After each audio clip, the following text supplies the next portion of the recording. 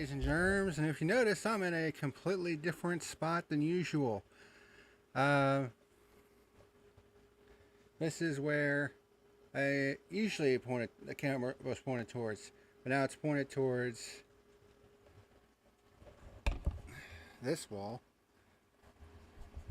As this camera stand wants to be a big jerk.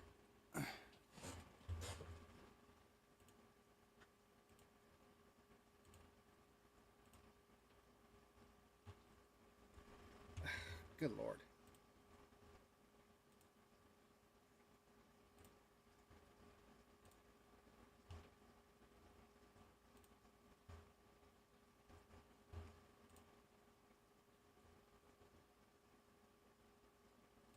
Give me 1 second, I'm getting things set up here.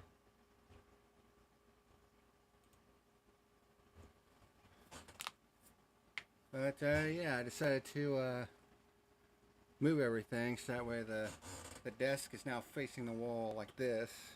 So I have this wall behind me, and I have the TV that I use for playing games and stuff on this baker's rack that my mother gave me because she needed to get rid of it.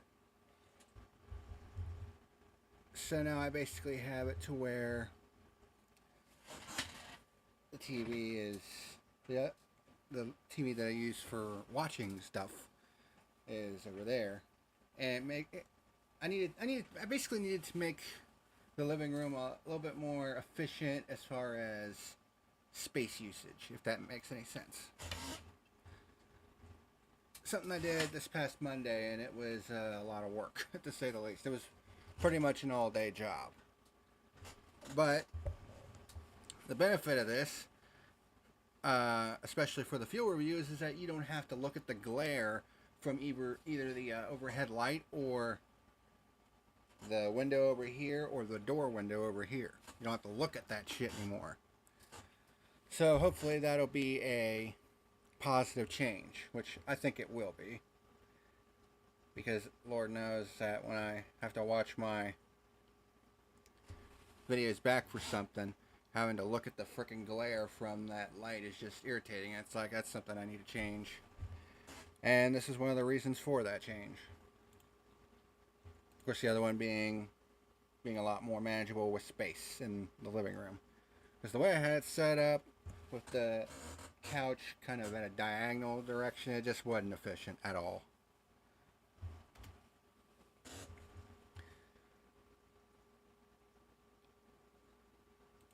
But today, or tonight rather, I probably would have gone live a couple hours ago, but I was tired and quite frankly needed a nap. So I got a couple hours of sleep, and now I'm ready to do this review. It's funny how that works. Even though it's 11:30 at night, 11:30 Eastern, I'm going to do this race review. So, Watkins Glen.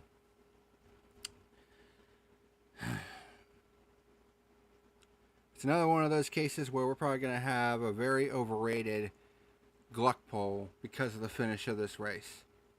Was the finish of the race pretty good? Yeah. A couple problems though. Number one, we had yet another overtime finish. And number two, the rest of the race was not that good. So, let's go ahead and let's get into things. This is the fuel.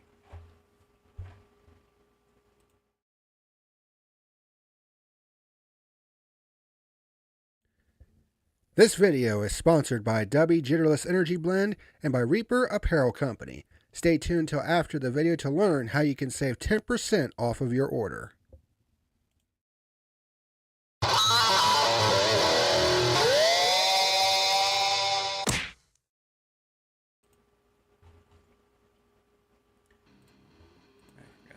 Background music again, because of course I did. Alright, there we go. Alright, what is happening, ladies and germs? This is the PackerMan, and welcome to tonight's edition of The Fuel. Where tonight we're going to be talking about the 2024 GoalBowling.com at the Glen from Watkins Glen International. The first of 2 road courses in the NASCAR Cup Series playoffs. And from a playoff perspective, it was certainly chaotic for the playoff drivers. I hope they get rid of the GWCs. Trust me, I'm going to be talking about that because, dude, I have been echoing that sentiment for so long now, because we saw it in the Xfinity race where it just felt like it was overtime after overtime after overtime, and it just causes these late race demolition derbies, which are just hella expensive on the race teams. I mean, we did see Connor Zilisch, Junior's newest prospect and a phenom. Just 18 years old, this guy. Goes out and wins in the Xfinity Series on debut. You know, some people are always tearing up the ARCA Series along with Williams Wallace. So it's like, well, it's the ARCA Series. Well, he just won in debut in the Xfinity Series, beating out a field that also included AJ Allmendinger and Shane Van Gisbergen. So what does that tell you? I mean, this guy's accomplishments at the age that he's at is ridiculous. This guy's only 18 years old. Okay, let's look up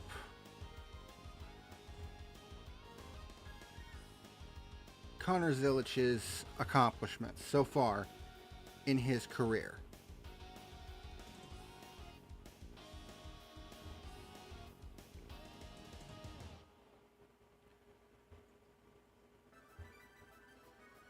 First ever American to win the CIK FIA Karting Academy Trophy, a LMP2 24 Hours at Daytona winner, so he's a Rolex 24 winner, a winner of the 12 Hours of Sebring,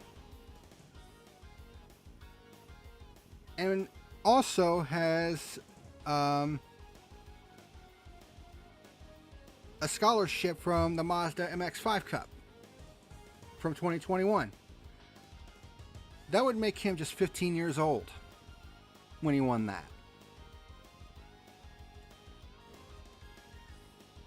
Yeah, so earlier this year, this guy won 2 of the biggest endurance races in American endurance racing. The 12 Hours of Sebring and the Rolex 24 in the LMP2 class.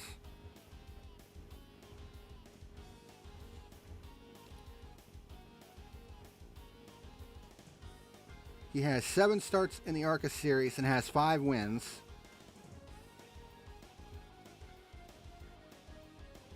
One and one in the Xfinity Series on debut. I mean, you want to talk about an absolute get for Junior Motorsports, because he's going to be driving the 88 car next year for Junior in the Xfinity Series. In fact, during the post-race press conference, Junior actually called Connor Zilisch about his win and said, "We're looking forward to your contributions to the team next year." There is no doubt in my mind that Connor Zilisch, just based on what he's accomplished so far at such a young age, like, that's the scary part. We probably haven't seen the best this guy has to offer yet. Yet he is this good already. Honestly, the sky's the limit. I mean, we may end up seeing the next big superstar being budded in Junior Motorsports with Connor Zilisch. So that's something to look forward to. But aside from that, speaking of the Xfinity race, though, like, the end of that race was garbage. Like, it was just wreck after wreck after wreck after wreck after wreck. Just no respect whatsoever. And then we saw something similar in the Cup race. You know, because we had a long green flag run in the third stage, and it looked like, okay, we're going to have a long run. The plus here is that 4 is 1. What does that say? Can't tell. Has 1-4 Cup. Yeah. But it looked like we were going to get a long green flag run. 4 Ford Cup wins in a row. Okay, I got you. But it looked like we were going to get a long green flag run, and I wanted to see it play out because Chris Buescher had gotten out into the lead. Shane Van Gisbergen had basically carved his way up to second. And I wanted to see if SVG was going to run Buescher down. But that's not the way it turned out. I meant to say 4 in a row. Yeah, I hear you. I know what you mean. But even then, it honestly wouldn't have made up for just how, quite frankly, boring the first 2 stages were. Like, it felt like a single file procession. Buescher drove great. He did. There was actually a statistic that got floated around, which is pretty crazy because Chris Buescher won this race today from the 24th starting spot. Not exactly the greatest of starting spots, but not exactly bad either. That is the furthest back that anybody has ever won a NASCAR race at Watkins Glen. Can you believe that? Like all of us, I'm getting so sick of these constant GWC overtones. Yeah, I agree. There was another stat that got floated. This is the 12th race out of 28 this season that has had at least one overtime finish. So nearly half of the races that we have run so far in the Cup Series, we've gone to overtime. It's too many. It's far too many. More than half of the races this season have ended in overtime. Well, just about half have ended in overtime. 12 of 28. Just about half. But that's still way too fucking many. And each and every time, at least the overtime itself didn't devolve into lunacy, but the lead up to it, the final 10 laps, just what the fuck. And of course it happens,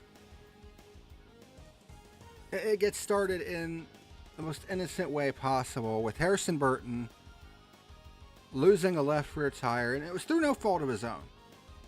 It was just unfortunate circumstances. He missed the bus stop, had to come to a stop at the bus stop, and tried to get that thing back to pit road before the tire came apart, but unfortunately the tire came apart, left debris on the track, forcing NASCAR to throw the caution flag, which they had to do because, I mean, big knot of debris is going to do some damage at high speed. So they had no choice but to throw the caution. And then it was just back-to-back dumb shit to end this race.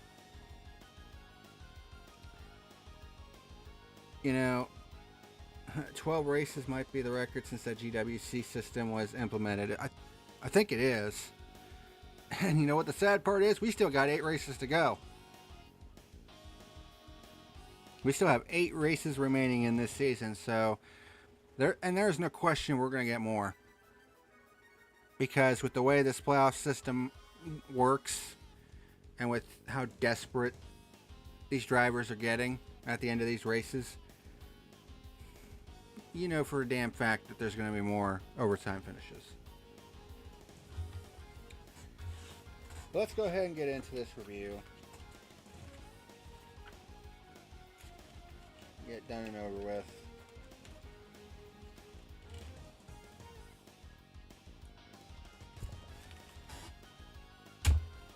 Because there isn't much else to say at the moment. Well, actually, let me double check.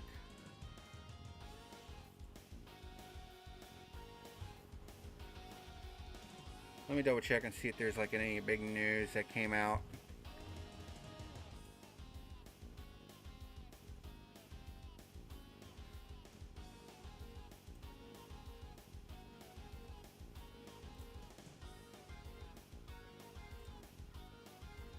Oh yeah, there's a couple things.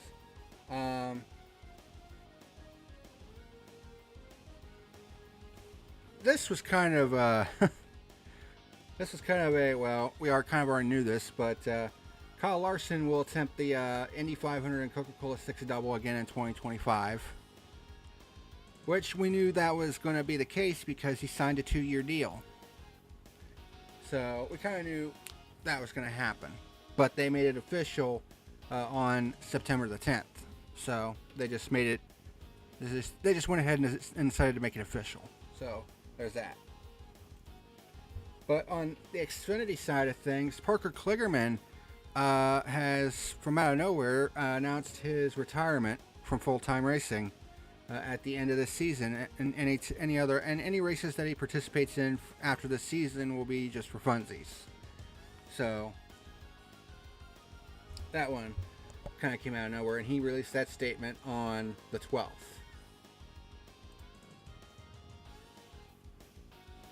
And that looks like it's pretty much it. At this rate, we'll get 16 or 17 races ending in overtime this season. God help us.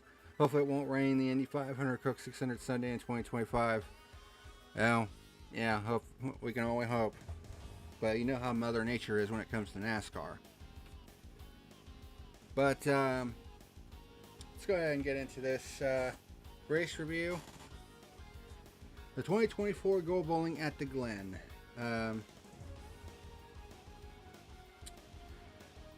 So Ross Chastain starts from the pole in this race. Led a lot of laps. He led 51 laps. Still ended up with the top 5, but no race win. But things got started right out of the gate. Lap 1 in the bus stop.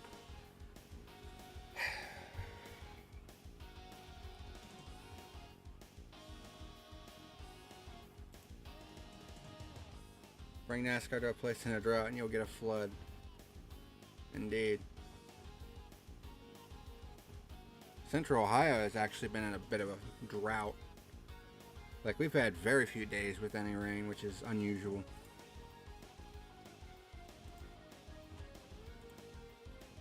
Give me 1 second, because I'm going to put a picture up, because we just talked about the first caution that happened on the very first lap. There's a certain picture that I want to put up, and it's kind of become a running gag at this point in 2024.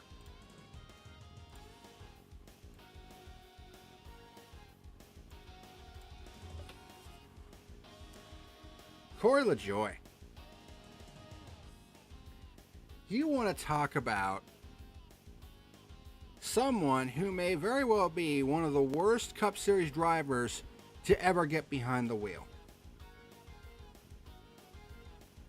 Like, it seems like this has become an every week occurrence now with this guy, where he's causing some kind of fucking accident, and it just boggles my mind. Because you would think that he would try to be a bit more, clean when it comes to how he was driving. And while he ran in the top 5 in this race, it doesn't change the fact that he caused a massive accident that knocked out quite a few of the championship contenders. And he basically, through the bus stop, spun Kyle Busch, who backed into... Well, actually didn't back into anybody, but he spun around, gets hit in the ass by Denny Hamlin, who is below the cut line, going into Bristol next week. Ryan Blaney ended up with a snapped axle and was pretty pissed off at NASCAR because they took him straight to the the garage and said, well, your day is done.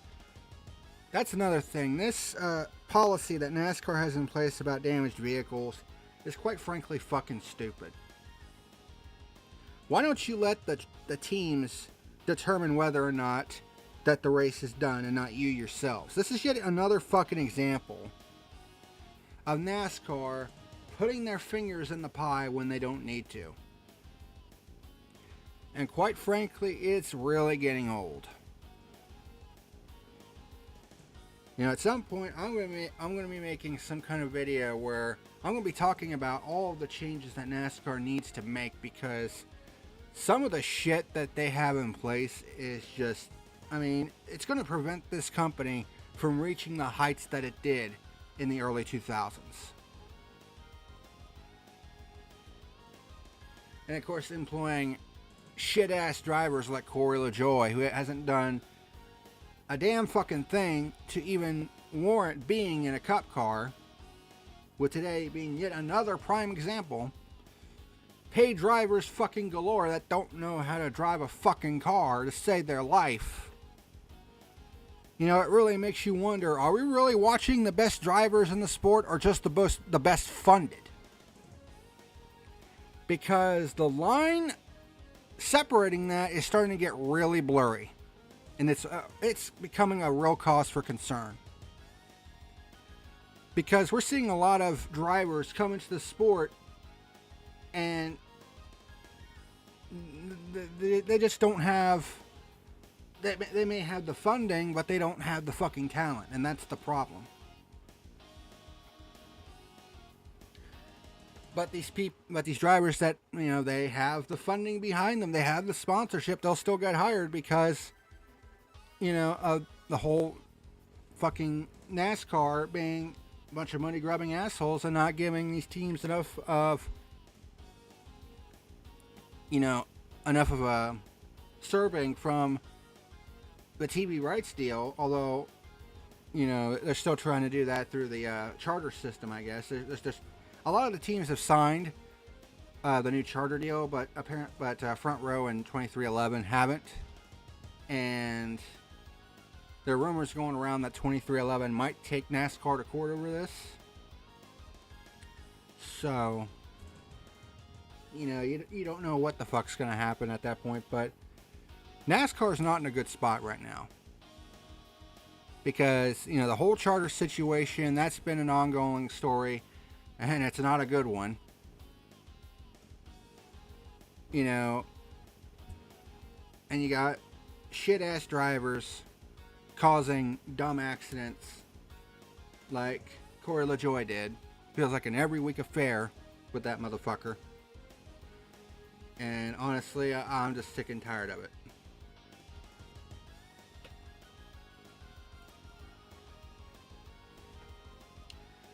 So, after all the cleanup, the restart comes on lap 6 with Chastain as the leader. Allmendinger nearly gets spun out as something seemed to break on the car. Something in the transaxle apparently broke. SVG tries to challenge Truex for second and takes it on lap 15 off the final turn. Several drivers come onto pit road for service before the end of the stage.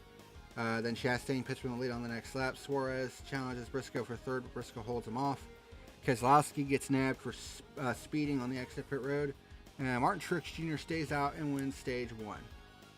The stages were just 20 laps, and 50 laps. This was a 90-lap race, as per the usual. Very short race. And those who didn't pit before stage 1 do come in under the break. So Chastain leads the start of stage 2. Reddick spins in turn 1 after contact with Suarez, who was sent into him by Austin Cindric. McDowell up to second, SVG third. There's some pushing and shoving in the mid-pack. But I gotta ask something. Where the hell was the tire fall off? Because they kept saying that these tires were going to have tire fall off. And it didn't really seem that way. We'll get to that in a minute. Zane Smith up to 5th, which is where he finished, although apparently him and McDowell had some words after the race. I guess McDowell had a problem with Smith, something Smith did at the end. But, I mean, Zane Smith got top 5, so it's whatever.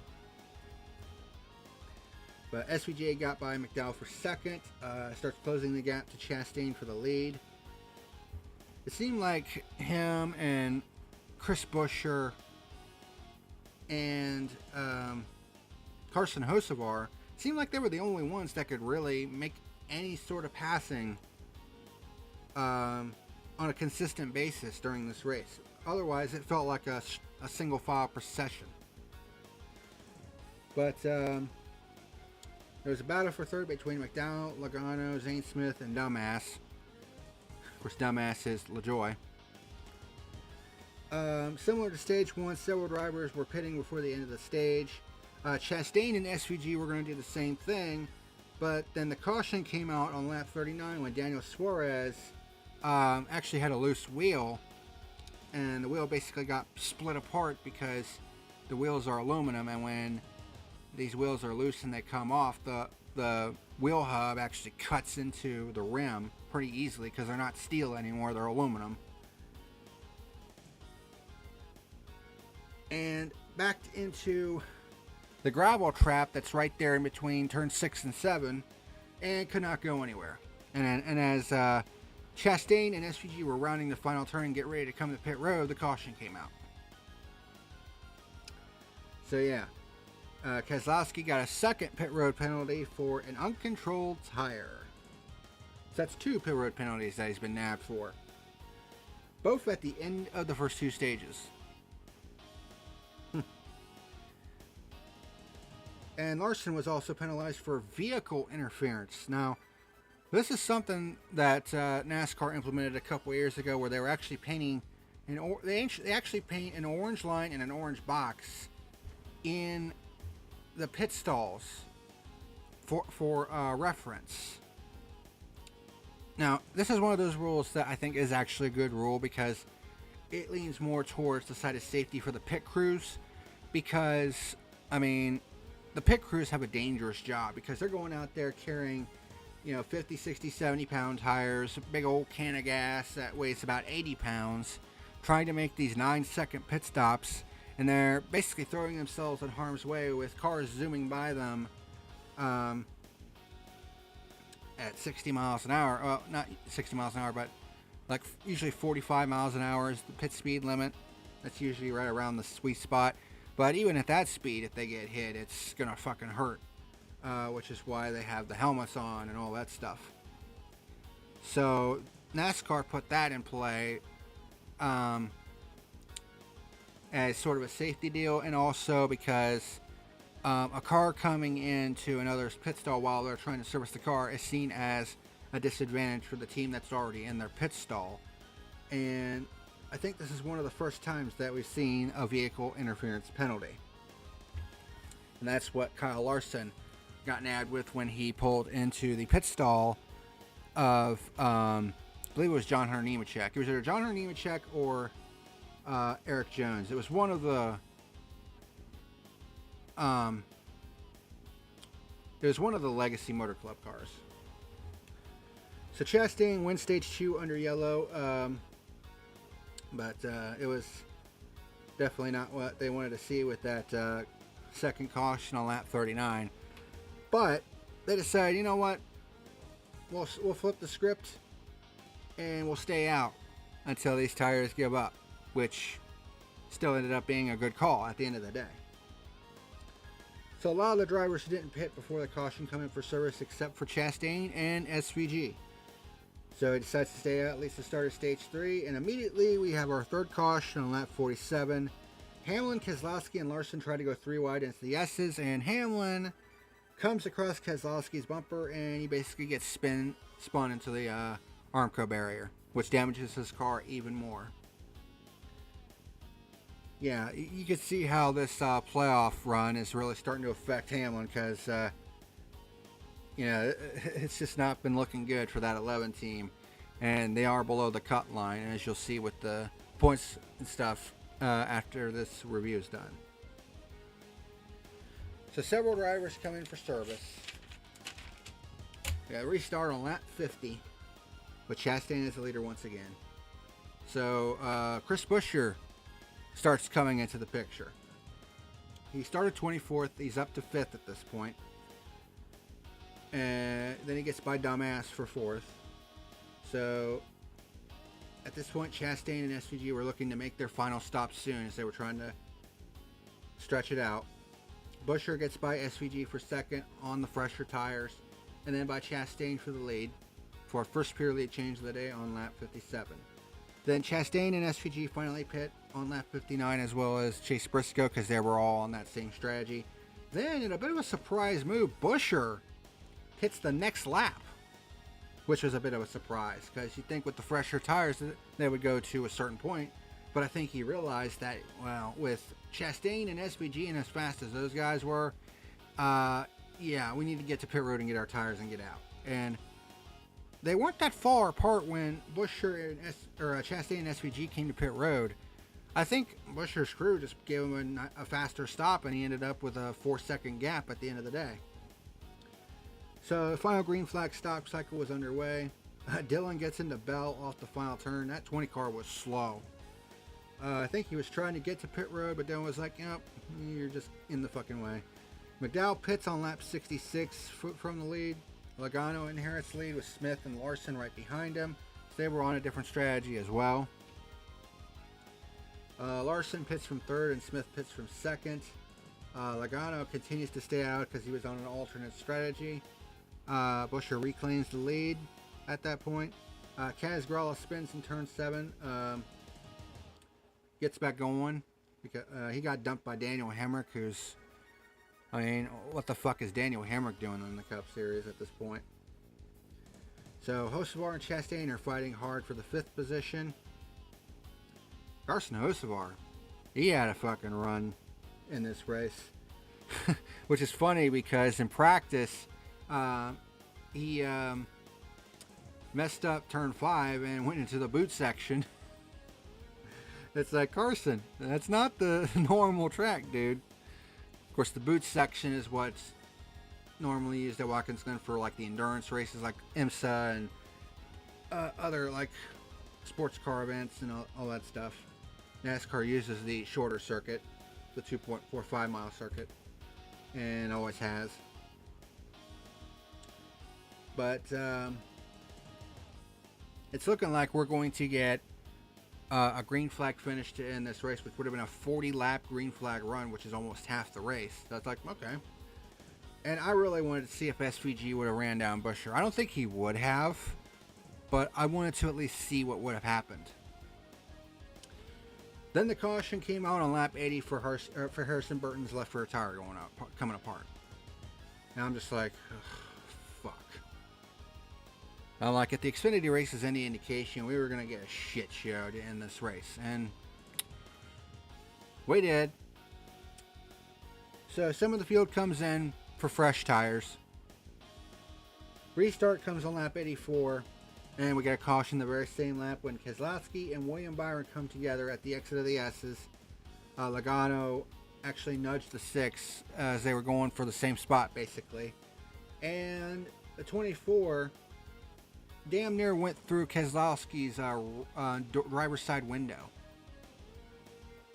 Like, it was insanity. Like, his right front tire was literally sitting on the window net for Brad Keselowski, which is the thumbnail for this review. So that was pretty wild. They were able to get him back going again, although Byron's day was pretty much done because he couldn't turn the car. Actually, he was able to keep it going, even though the toe was knocked out, but the car was just donezo. So we had the restart on lap 88. We hadn't gone to overtime yet. But then Todd Gilliland shoves Chase Elliott into Josh Berry in the S's. And that results in Tyler Reddick and Kyle Busch getting together. Justin Haley was also involved. So yet another crash in the S's. I mean, this is starting to look exactly like the Xfinity Series race. And at that point, I'm just like, ugh.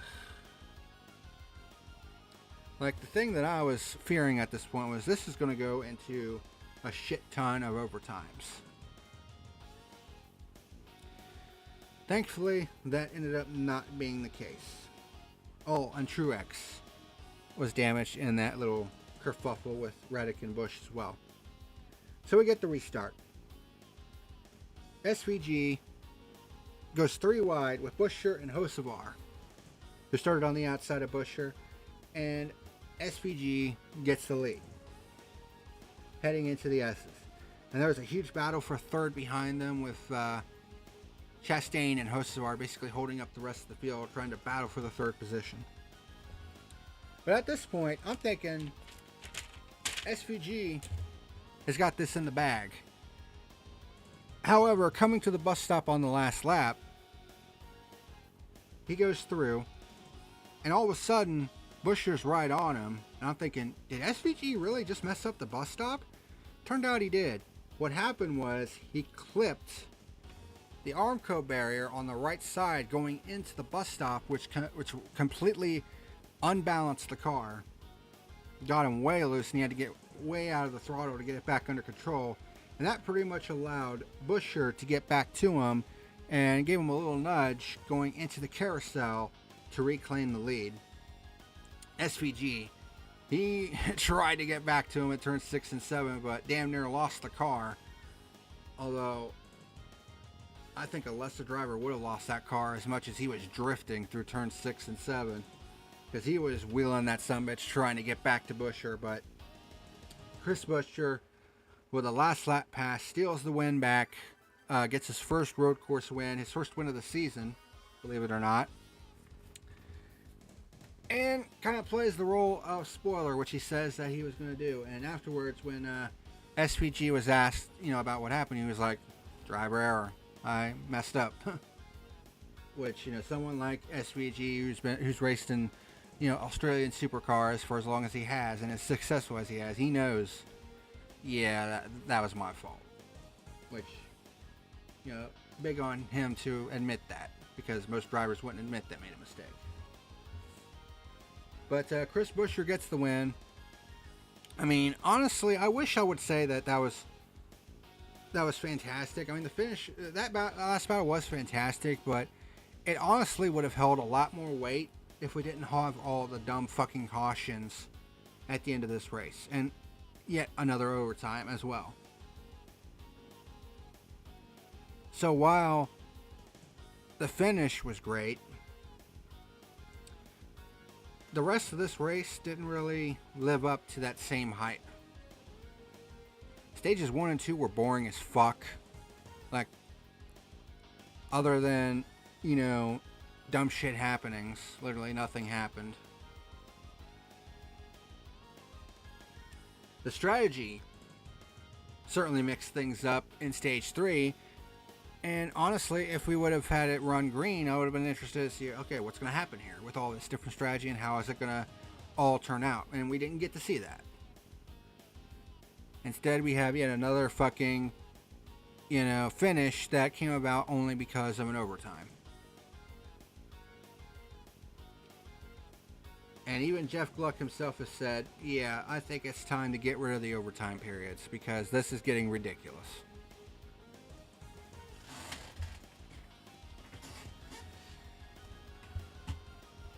But anyway, here are the race stats. There were 11 overall lead changes, although those were mainly due to green flag stops.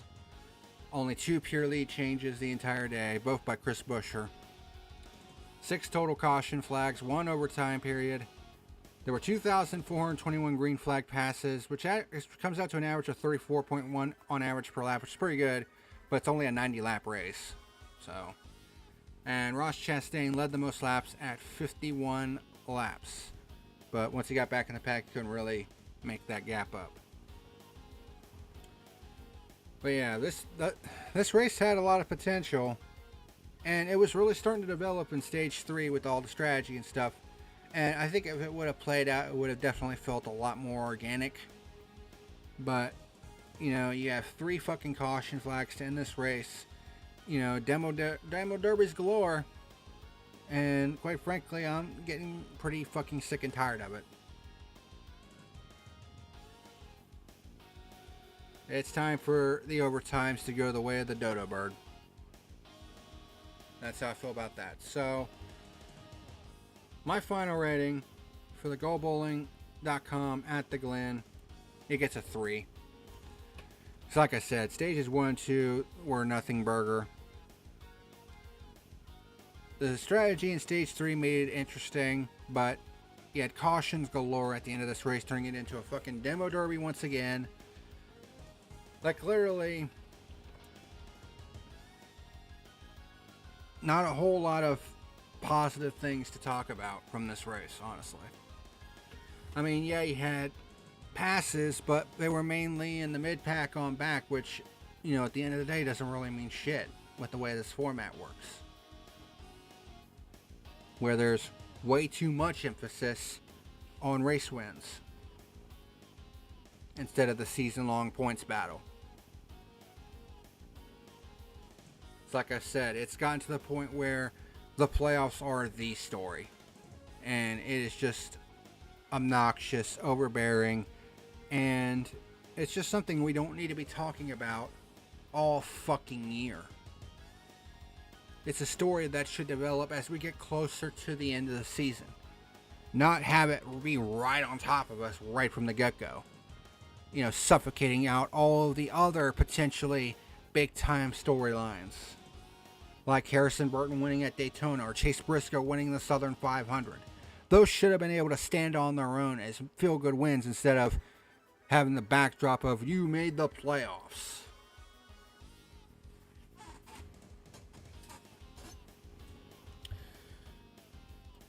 You know, I don't know how many times I'm going to have to echo that sentiment. But, you know, it is what it is at this point. But anyways, that's going to do it for this edition of The Fuel.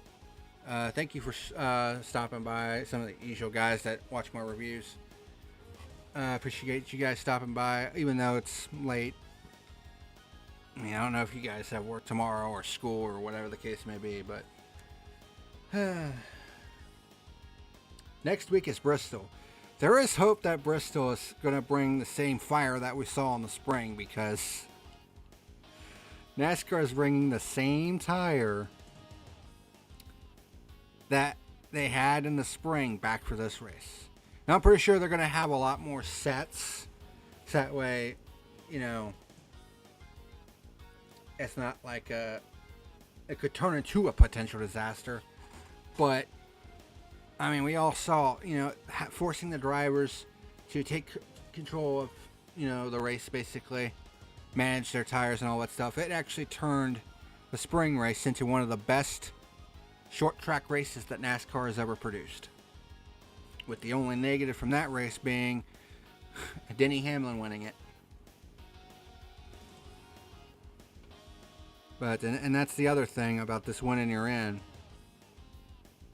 Despite how bad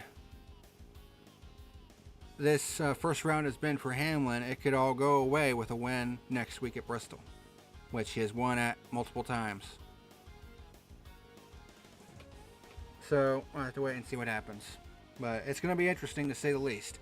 Hopefully, the Bristol night race will be able to get back to the high standard that it once held. The last 2 years have really caused my opinion of the race to take a bit of a dive after year after year of greatness. Last 2 years have not been good. So I'm hoping this year we get back to the Bristol night race that we all know and love. And hopefully the spring race gave us a taste of what's to come. Now with playoff implications. But that'll be this Saturday night. So it should be interesting. But thank you very much for watching this edition of The Fuel. And until next time, this is the PackerMan signing out. See you later.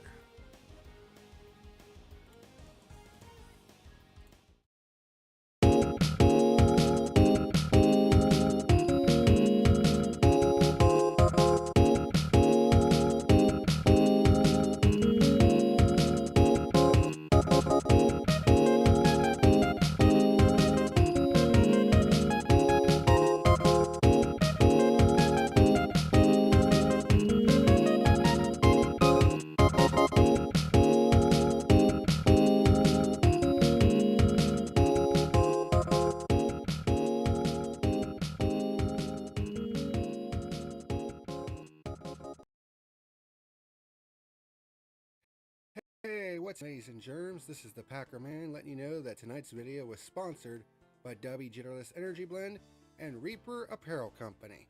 Special shout out to both of them for sponsoring my YouTube channel. Derby Energy is a jitterless energy blend that contains coffee fruit extract and was designed to give gamers a boost of energy without all the downsides of regular energy drinks like crashes and harmful ingredients. And there are several different great flavors that you can try, such as Dragonade, Push and Punch, Galaxy Grenade, Beach and Peach, Watermelonada, and the limited edition Palm Blom flavor. And don't forget to get you a plastic shaker while you're at it. If you're interested in giving Derby Energy a shot, there's an affiliate link down in the description box below. In addition to Derby Energy, this video has also been brought to you by Reaper Apparel Company. By clicking on the affiliate link down below in the description box, you'll be able to browse through many of their different wares, such as hats, t-shirts, hoodies, and other cool items. And that's not the only thing. When you place an order and you go to checkout, be sure to type in the code PackerMan and you'll be able to save 10% off of your order. And it would also help me out as well if you use the affiliate link. So thank you if you do. And also, special thanks to both Derby and Reaper Apparel for sponsoring my channel.